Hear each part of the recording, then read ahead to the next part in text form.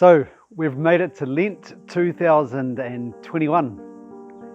Lent both excites me and scares me, always when I approach Lent.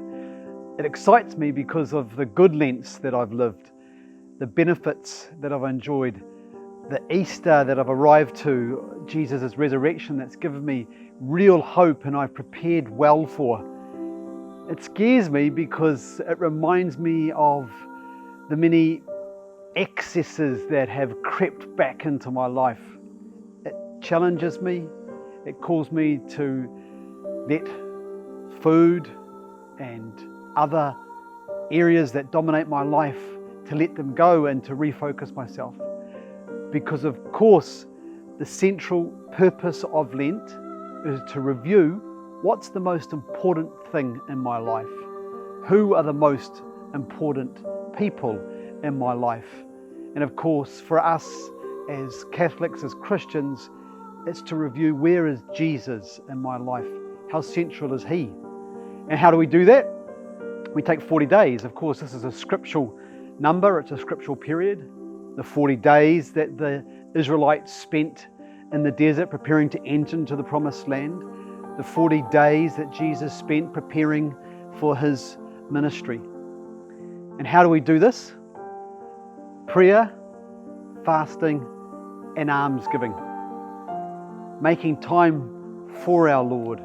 Reviewing how much time we give Him. And we know that as modern people, time is the most precious thing we give. Fasting. Putting aside some of the abundance of food and resources that we have and giving some of that to the poor through almsgiving. And this year I want to suggest a way we can do that in one package.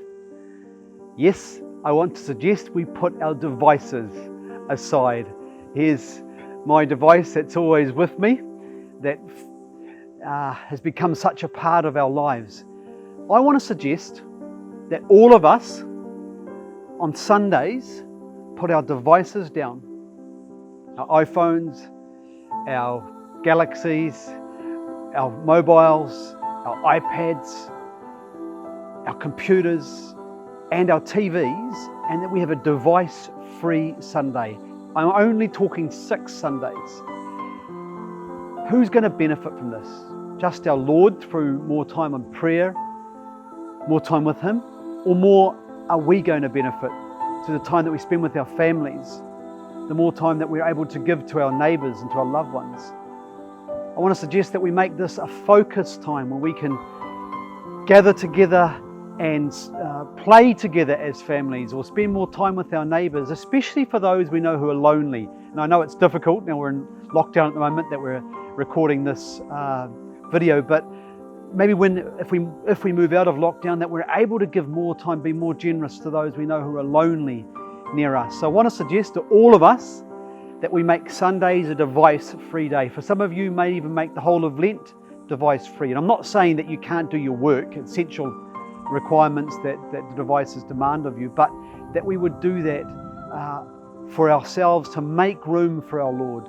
So the device, which I know has totally overtaken our lives, can be set aside to focus on really what's important. And maybe even read some of those books we haven't read for so long. So I wish you all a wonderful and a blessed Lent. I pray that it will be a time that is exciting and that you won't be too afraid of what the demands will ask of you. But most important, I pray that this Lent will prepare you for Easter, for the coming of our Lord, where you find true freedom and peace. God bless.